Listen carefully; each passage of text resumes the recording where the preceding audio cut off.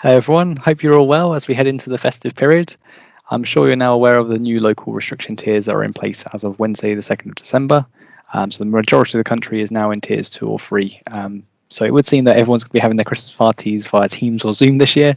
But don't worry, Boris Johnson's confirmed that Father Christmas is exempt from the rules. So moving on, time for the service desk KPI review for November. So currently, the tickets stand at 1,063 resolved for November, and out of these ones, 56.72% were resolved in under an hour, and our first response stands at 99.8%. First response is when you've logged a ticket and then the engineers responded to you within your first response SLA, which the majority of our customers will have an 8-hour response time. And a lot of these are responded to much quicker than that time as well. The customer happiness factor is 98.41% for November. This is actually your survey results scores. So every time you close a ticket, you'll get a survey come across to you, and you'll basically have some smiley faces on there to basically provide a score to our engineers, ranging from a gold star, green smiley face, yellow, and then a red one as well, which hopefully we don't get too many of those ones, if any. If you don't see those smiley faces on ticket closures, it could mean that your Outlook settings are set to not download images, which you'll just need to go to the top of the email, click the little option that says download images, and then those smiley faces should appear there. It'd be really great if you can respond to those ones, because it will help us see, which tickets we're doing well on and which ones we might need to work on further as well. So I think you'll all agree it's a pretty strong month for the service desk in November, with a lot of tickets logged and a lot of tickets closed.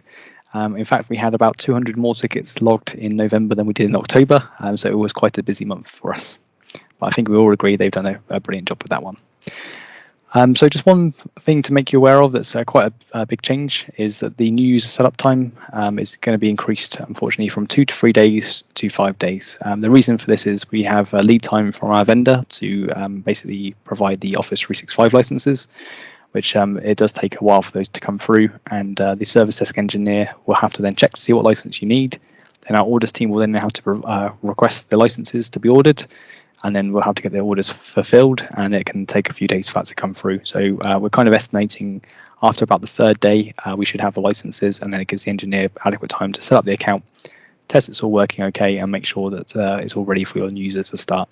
So if you can just make sure that you get the new user request across as soon as you possibly can, ideally over 5 days before they start, and we'll be able to make sure that they're all set up and ready to work on their first day at your company as well. Just one thing to mention in regards to account management. So your account manager will be Ryan or Mark. They've now agreed that any tickets logged that are referred to account manager will have a 2-day turnaround time. So that means from the point of you logging a ticket and the engineer confirming they've picked up the ticket and they need to refer it to the account manager, 2 days from that point is when Ryan and Mark will get back to you with an answer to your question.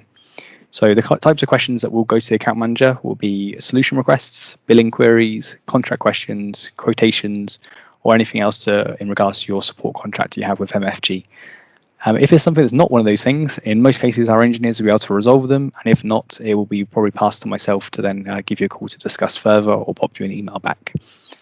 So we're already running into December now, being at the start of December, but I'm sure it'll be the end of the year before no time. I just want to let you know in regards to our working hours over the Christmas holiday.